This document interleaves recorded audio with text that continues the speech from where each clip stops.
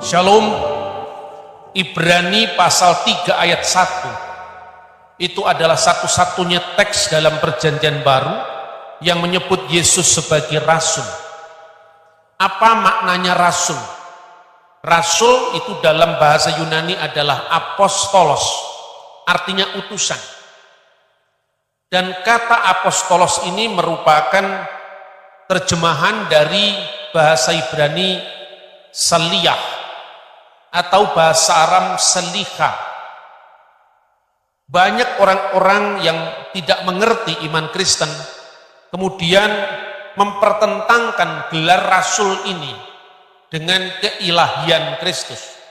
Mereka mengatakan kalau Yesus sendiri dalam Alkitab disebut rasul, mengapa orang Kristen menyebutnya bahkan menuhankannya Yesus sebagai anak Allah, bahkan sebagai salah satu dari Tritunggal yang Maha Esa, yaitu Bapa, Putra, dan Roh Kudus.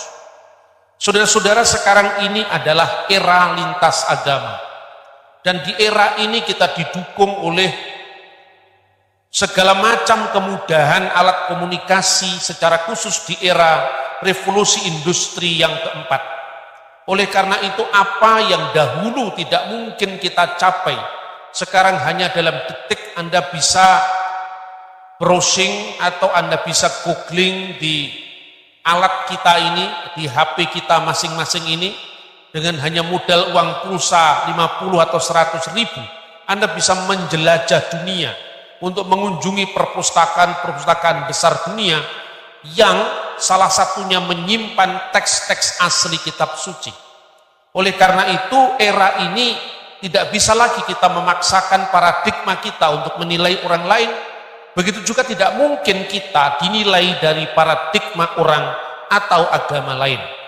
Yang pertama-tama ditekankan bahwa sumber kesalahpahaman antar agama-agama di Indonesia atau di seluruh dunia itu apabila kita mengukur orang lain dari sudut pandang kita.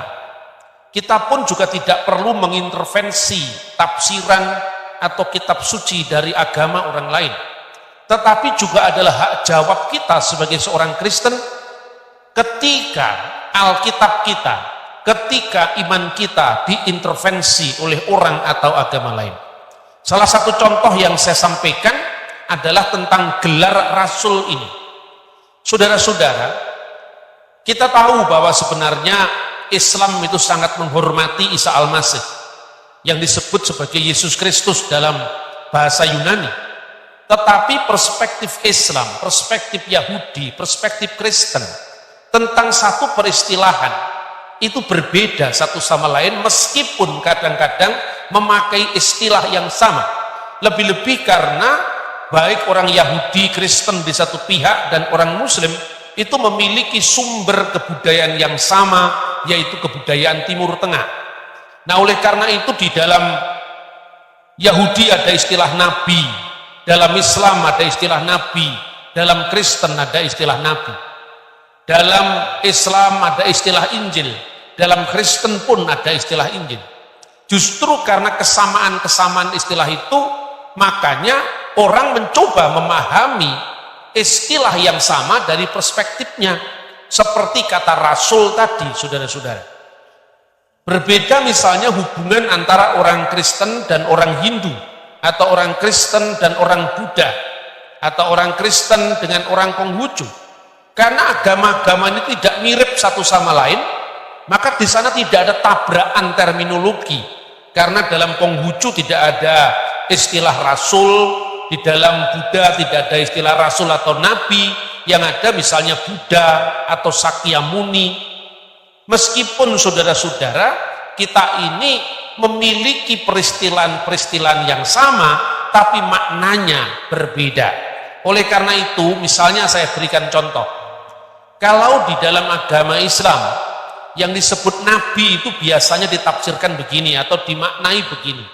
Seorang yang mendapatkan wahyu dari Tuhan dan tidak wajib menyampaikannya kepada umat manusia. Kalau kepercayaan dan pengharapan yang kita megahkan. Jadi Musa menubuatkan apa yang akan terjadi. Kristus adalah kegenapan dari nubuat Musa dan juga kitab nabi-nabi. Dalam makna inilah Yesus disebut sebagai Sang Mesias. Dan orang Kristen disuruh meneladani dua teladan ini. Yang pertama, Musa yang setia di rumah Allah, keteladanan sebagai seorang pelayan Tuhan, sebagai seorang yang melayani. Tapi lebih daripada itu, keteladanan dari Putra Tunggal Allah itu sendiri yang meninggalkan surga dan menjadi manusia, dan dalam kemanusiaannya itu Yesua disebut Hamasiah, Yesus disebut Kristus, dan itu teladan utama dari iman kita sebagai seorang Kristen, teladan pelayanan kita, teladan perilaku hidup kita, teladan bagaimana kita berbuat sebagai hamba-hamba bagi kemuliaan nama Tuhan Bapa surgawi kita. Saudara-saudara yang dikasihi Tuhan, dalam hal inilah maka gelar Mesias dalam iman Kristiani, yaitu Musia atau Masiah dalam bahasa Ibrani, itu mengandung 3 dimensi. Yang pertama nabi, kedua imam, dan ketiga raja. Dan semuanya ini disebutkan dalam Alkitab. Misalnya Mesias sebagai nabi, di dalam kitab Ulangan pasal 18 ayat 15 disebutkan, Nabi Miherbeka Meaheka Kamoni Yakim Adonai Eloheka Alautisma'un. Seorang nabi di tengah-tengahmu, artinya di tengah-tengah Israel, tidak di luar Israel. Meaheka, di antara saudaramu. Kamoni, yang seperti aku, seperti Musa. Yakin Adonai, akan dibangkitkan oleh Tuhan Adonai Eloheka, Allah sembahanmu, Alautisma'u. Dialah yang seharusnya kamu dengarkan. Di tengah-tengahmu artinya di tengah-tengah Bani Israel, tidak di luar Israel. Karena ada banyak orang yang menyalahpahami nubuat ini. Katanya nabi ini bukan nabi dari kalangan Israel, karena saudara Israel yang diidentikan dengan Ishak itu adalah Ismail. Maka nabi ini diantara saudaramu berarti saudaranya Ishak, yaitu keturunan Ismail. Ini tafsiran yang tidak berdasar. Mengapa? Karena yang disebut Israel itu bukan Ishak, tapi Yakub. Dan Bani Israel itu memiliki 12 saudara. Karena itu di tengah-tengahmu, itu di tengah-tengah Bani Yakub, di tengah-tengah Bani Israel. Meaheka, di antara saudaramu, secara khusus lagi karena ayat ini berbicara kepada Mose atau kepada Musa. Sedangkan Musa dan Harun berasal dari suku Lewi. Maka Nabi Sang Mesias, yang salah satu gelarnya adalah Nabi ini, lahir dari saudara suku Lewi. Dan saudara suku Lewi itu adalah suku Yehuda, suku Benyamin, suku Yusuf. Karena Yesus lahir dari suku Yehuda, maka nubuat tentang nabi ini digenapi dalam Yesus Kristus. Dan nabi ini seperti Musa, Kamoni, seperti aku. Bukan karena kesamaan Musa dengan nabi yang ditafsirkan di luar Israel itu. Musa punya anak, nabi ini punya anak. Musa punya istri, nabi ini punya istri. Itu kesamaan yang terlalu umum. Sementara kesamaan yang seperti aku ini menunjukkan tugas nabi pembebas. Dia adalah nabi Eksodus, nabi yang mengeluarkan umat dari penindasan. Kalau Musa mengeluarkan umat dari penindasan di tanah Mesir, maka Kristus mengeluarkan seluruh bene Adam, seluruh umat manusia dari perbudakan dosa-dosa. Dan di dalam kitab suci, apa yang menjadi puncak dari karya Yesus itu, yaitu kebangkitannya dari orang mati, juga disebut Paskah. Seperti orang Yahudi juga menyebut pembebasan dari tanah Mesir sebagai Paskah. Paskah artinya Passover, dilewati. Dilewati oleh apa, saudara-saudara? Dilewati oleh kematian. Maka di dalam Alkitab, ya di dalam kitab Taurat itu, secara khusus kitab Keluaran, ungkapan Pesah itu pertama dijumpai. Ketika Tuhan mengatakan waktu terjadinya tulah ke-10 yaitu anak-anak sulung mati. Tuhan berfirman di sana, Veraiti et hadam, dan apabila aku melihat tanda darah itu, ufesakti, maka aku akan lewat, akan pesak alaihem, di antara mereka. Maka rumah-rumah yang ada tanda darah anak domba, maut melewati rumah itu dan orang terbebas dari kematian. Sama seperti itu pula Nabi yang akan datang, bahwa siapa yang percaya kepadanya tidak binasa, melainkan memperoleh hidup yang kekal. Itulah makna gelar Mesias sebagai Nabi. Jadi dia yang adalah anak Allah, rela meninggalkan tahtanya yang di surga, lalu menjadi pelayan, menjadi seperti Musa yang melayani setia di rumahnya, meskipun dia adalah putra Allah, penguasa segala sesuatu. Ini yang menjadi teladan dari pelayanan kita, yaitu kerendahan hati dan ketaatan kepada perintah dari Bapa Surgawi. Matra yang kedua dari gelar Mesias itu adalah Raja, dan itu disebutkan di dalam Mazmur pasal 110 ayat 1, di mana Mazmur itu diidentikan dengan Mazmur Daud. Le David Mismor dari Daud. Ayatnya berbunyi, Neum Hashem Ladoni Seflimini, firman Tuhan kepada Tuanku. Siapakah yang disebut Tuanku? Adonai, atau Tuhan segala Tuhan, itu adalah Tuhan. Ini yang oleh Midrash Tehillim, tafsiran para rabi Yahudi juga disepakati, yang disebut Adonai itu adalah Raja Mesias yang akan datang. Sekalipun orang Yahudi tidak menerima Kristus sebagai Mesias, tetapi harapan Mesiasnya ke depan sama, bahwa Mesias akan digelari Adonai atau My Lord. Duduklah kamu di sebelah kananku. Artinya apa? Di dalam bait suci di zaman Raja Daud, saudara-saudara, ada 3 ruangan. Yang pertama ruangan Maha Kudus, kedua adalah ruangan kudus, dan yang ketiga adalah halaman.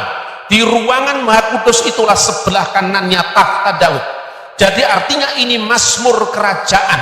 Maka dikatakan Seflimini, duduklah di sebelah kananku, artinya duduk di sebelah kanan ruang Maha Kudus itu adalah tahta Daud. Karena Mazmur kerajaan itu berbicara keturunan Daud yang nanti akan menjadi raja segala raja. Maka dikatakan di sana, At-asid UYBH hadom liraklika, sampai kubuat takluk musuh-musuhmu di bawah kakimu. Jadi Mazmur 110 adalah matra kedua dari gelar Mesias, yaitu Kristus Raja, Malka Mesiha. Kemudian yang ketiga adalah imam. Mesias itu gelar yang juga bermakna nabi, raja, dan imam. Dan gelar sebagai imam ini disebutkan di dalam Mazmur 110 ayat 4. Di sana disebutkan Nisba Adonai Velo Yinahem. Tuhan bersumpah dan dia tidak akan menyesal. Apa sumpahnya? Atah kohen le olam, engkau adalah imam yang kekal, al-divrati Malkisedek, menurut peraturan Melkisedek. Karena imam yang biasa adalah Imam Harun, keturunan Lewi, sedangkan imam besar yang akan datang itu lebih dari keimamatan darah yang adalah keimamatan Harun. Keimamatan yang disematkan pada imam besar yang akan datang itu adalah al-divrati Malkisedek. Kenapa Melkisedek? Karena Melkisedek datang jauh sebelum Harun. Bahkan Melkisedeklah yang memberkati Abraham, bapa leluhur bangsa Israel. Dari Abraham itu Tuhan berfirman dalam Kejadian pasal 12 ayat 3, olehmu semua kaum di muka bumi akan mendapatkan berkat. Oleh karena berkat ini yang disebut the messianic blessing, berkat keselamatan pada segala bangsa. Dan Abraham sendiri membayar persepuluhan kepada Melkisedek. Artinya apa? Abraham mengakui wibawa Melkisedek yang lebih senior, yang memberkati dia, Oleh karena itu keimamatan Mesias yang akan datang, keimamatan menurut peraturan Melkisedek. Artinya bukan keimamatan oleh darah daging, oleh keturunan, tetapi pilihan Allah secara langsung. Nah, di dalam konteks keimamatan inilah saudara-saudara, maka imam besar disebut apostolos, maka imam besar disebut rasul, maka imam besar disebut saliyah. Jadi di sini rasul bukan menurut definisi Islam, tetapi rasul dalam definisi Yahudi Kristen menurut kitab Taurat, kitab nabi-nabi, dan yang akhirnya digenapi di dalam Injil Yesus Kristus. Itulah makna kerasulan bagi Al-Masih. Jadi saudara-saudara tidak perlu terganggu dengan apa yang dikatakan oleh pengkhotbah kondang Zakir Naik yang mengatakan, jikalau Alkitab sendiri menyebut Yesus Rasul, mengapa orang Kristen menuhankan dia? Nah, ini saya kira ungkapan seperti ini adalah memandang kekristenan dari perspektif ya Islam, dan perspektif Islam tentu tidak bisa berlaku bagi iman yang jauh lebih tua dan memiliki dokumen-dokumen yang jelas lengkap, bersinambung kontinu dari masa Taurat sampai digenapinya dengan kedatangan Kristus di dalam Injil. Jadi yang terakhir, jika ditanya kepada seorang Kristen, apa makna rasul dan apa akar dari gelar rasul ini dalam iman Kristen? Saya ingin mengutip salah satu teks dari Torah lisan yang oleh orang Yahudi disebut sebagai Torah Sebe'alpeh. Torah lisan ini biasanya disebut Talmud ya. Saya mengutip Talmud bukan menyamakan kekristenan dan Yudaisme, tetapi saya ingin menegaskan bahwa Yahudi dan Kristen memiliki akar yang sama. Bukan sekedar Paskahnya sama-sama bermakna keluaran dari tanah Mesir bagi orang Yahudi, dan keluaran umat manusia dari segala dosa-dosa dalam iman Kristen, tetapi juga sampai kepada peristilahan simbol. Misalnya Paskah Yahudi itu memiliki simbol roti dengan anggur. Ketika memecah-mecahkan roti, orang Yahudi mengatakan dalam seder Hapesah, halakma anea diakalu afahtana bi'ar amisraim. Inilah roti sengsara yang dimakan oleh nenek moyang kita di Mesir. Orang Kristen pun ketika Kristus, kita membaca dalam Alkitab, ketika Yesus mengadakan perjamuan malam, dia juga menggunakan simbol yang sama, yaitu roti yang dipecah-pecahkan. Tetapi Yesus tidak pernah mengatakan inilah roti sengsara yang dimakan oleh nenek moyang kita di Mesir, tapi dia mengatakan inilah tubuhku yang dipecah-pecahkan. Artinya Kristus menyadari bahwa dirinya adalah penggenapan dari perjanjian lama, secara khusus adalah Paskah Yahudi. Nah, saudara-saudara, yang terakhir tentang rasul itu ada kesinambungan ya. Pertama begini, kalau dalam Alkitab muridnya Yesus itu 12, itu bukan kebetulan. Kalau di dalam Injil Lukas pasal 10, Yesus memilih 70 murid setelah 12 muridnya, itu juga bukan kebetulan. Karena apa? Karena itu pola penggenapan Taurat, di mana bangsa Israel terdiri dari 12 suku. Dan ketika di dalam pelayanan, 12 suku itu diwakili lagi oleh apa yang dinamakan skenim, yaitu tua-tua Israel yang jumlahnya 70 orang. Nah, oleh karena itu ada kesinambungan di dalam tugas pelayanan. Maka di dalam traktat Pirkei Avot 1, ini bagian dari Torah lisan Yahudi, dikatakan Moshe kibel Torah misinai, Musa telah menerima Taurat dari Sinai, Umis sarah di Yosua, lalu memberikannya kepada Yosua, Yosua liskenim, lalu Yosua memberikannya kepada tua-tua Israel yang jumlahnya 70 orang. Inilah yang namanya selichim, inilah yang namanya utusan-utusan, inilah yang namanya rasul-rasul kongregasi yang mewakili orang Israel.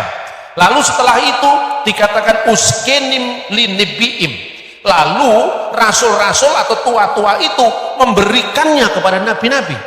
Jadi urutannya adalah rasul dulu baru nabi, karena rasul itu mewakili 70 kongregasi Israel yang jumlahnya 12. Maka bukan kebetulan kalau rasulnya Yesus jumlahnya 12 dan di bawah 12 rasul ini dipilih secara khusus tua-tua yang jumlahnya 70, maka Yesus memiliki pola 12 dan pola 70. Kalau nabi-nabi dalam perjanjian lama itu menubuatkan peristiwa yang akan datang, seperti Musa juga berbicara tentang yang kemudian akan terjadi, maka Kristus adalah penggenapan dari apa yang ditunggu-tunggu oleh era perjanjian lama. Karena itu saudara-saudara, tema ini menjadi sangat penting lagi dan menjadi nantinya pola dalam peribadatan Yahudi, pola di dalam hukum Yahudi. Maka setelah nabi-nabi masih dikatakan unebi imesyaruha le ansei kneset hagetulah, lalu nabi-nabi baru memberikan hukum-hukum tadi sebagai pedoman dalam mahkamah agama. Dan itulah yang kita baca dalam kitab suci perjanjian baru, bahwa ada kesinambungan jabatan rasuli, ada kesinambungan sejarah, bahwa Israel jumlahnya 12, dipilih 70 yang khusus untuk melayani Tuhan di dalam konteks pelayanan jemaat.